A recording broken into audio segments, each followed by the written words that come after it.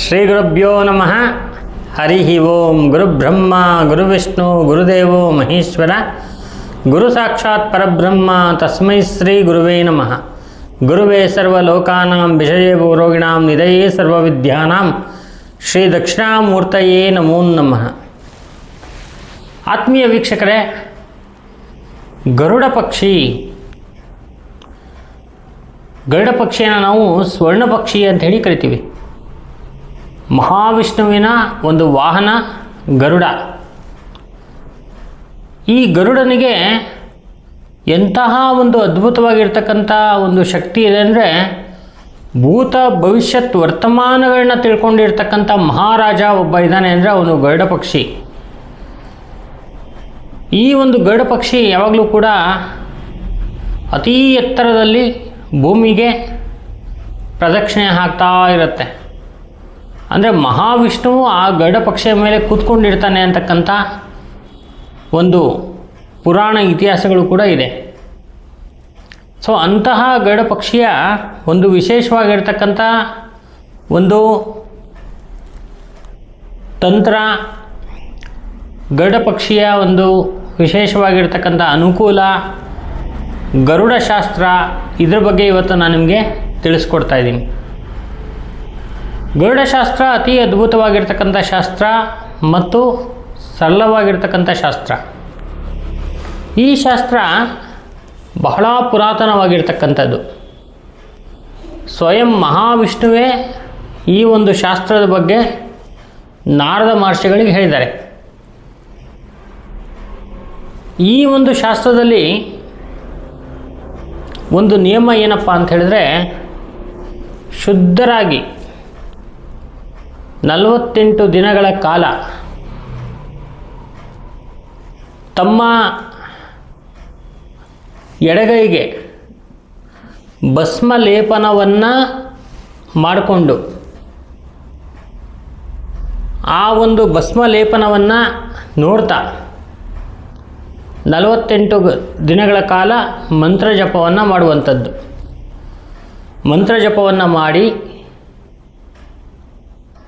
ತದನಂತರ ಆ ಒಂದು ಭಸ್ಮವನ್ನು ಬಲಗೈಗೆ ಹಾಕ್ಕೊಂಡು ಹಾಗೆ ಲೇಪನ ಮಾಡಿಕೊಂಡು ಎಡಗೈ ಬಲಗೈ ಎರಡನ್ನೂ ಮುಚ್ಚಿ, ಏಕಕಾಲದಲ್ಲಿ ಎರಡನ್ನೂ ಮುಚ್ಚಿ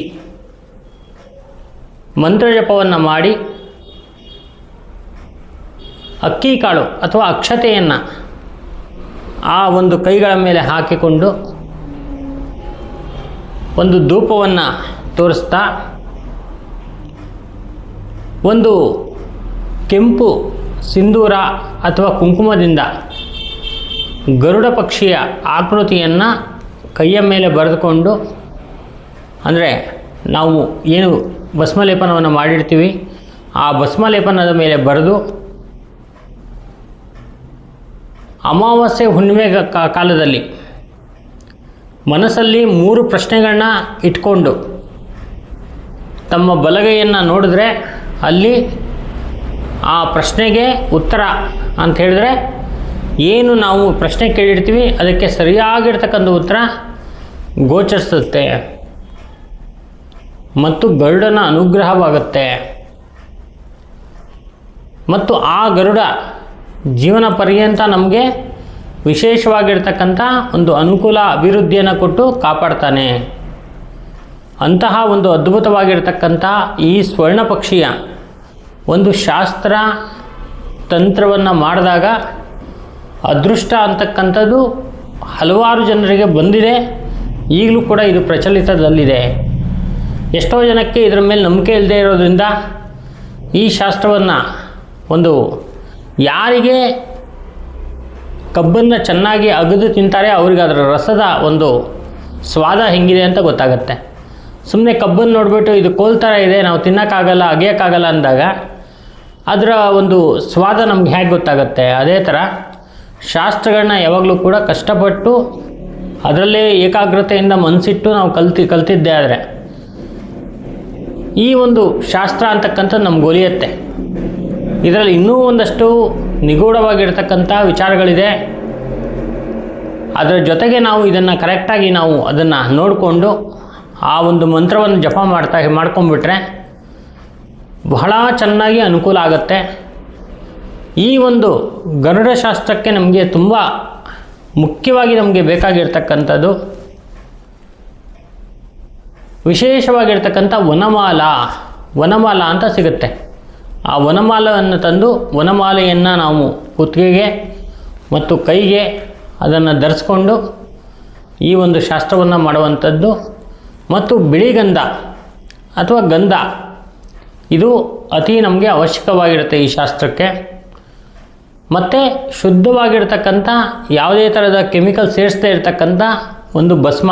ಯಾಕಂದರೆ ಈಗ ಬರೋವಂಥ ಭಸ್ಮಗಳೆಲ್ಲ ಅಷ್ಟು ಒಳ್ಳೆಯದಿರಲ್ಲ, ನಿಮಗೆ ನೋಡೋಕ್ಕೆ ತುಂಬ ಪರಿಮಳ ಇರುತ್ತೆ, ಆದರೆ ಎಲ್ಲ ಸೆಂಟೆಡ್ ಆಗಿರುತ್ತೆ. ಸೊ ಭಸ್ಮ ಅಂತಕ್ಕಂಥದ್ದು ಬಹಳ ಪ್ಯೂರ್ ಆಗಿರಬೇಕು. ಅಂತಹ ಒಂದು ಭಸ್ಮವನ್ನು ತಗೊಂಡು ಒಂದಷ್ಟು ಪೂಜೆ ಸಾಮಗ್ರಿಗಳನ್ನ ತಗೊಂಡು ಈ ಒಂದು ತಂತ್ರವನ್ನು ಮಾಡಿದಾಗ ಬಹಳ ಚೆನ್ನಾಗಿ ಅದು ನಮ್ಮ ಪ್ರಶ್ನೆಗೆ ಉತ್ತರವನ್ನು ಕೊಡೋದಲ್ಲದೆ ಜೀವನದಲ್ಲಿ ಅದೃಷ್ಟವನ್ನು ಕೊಡುತ್ತೆ, ಅಪಮೃತ್ಯುವಿಂದ ಪಾರು ಮಾಡುತ್ತೆ. ಅಂತಹ ಒಂದು ವಿಶೇಷವಾಗಿರ್ತಕ್ಕಂಥ ತಂತ್ರ ಇದು.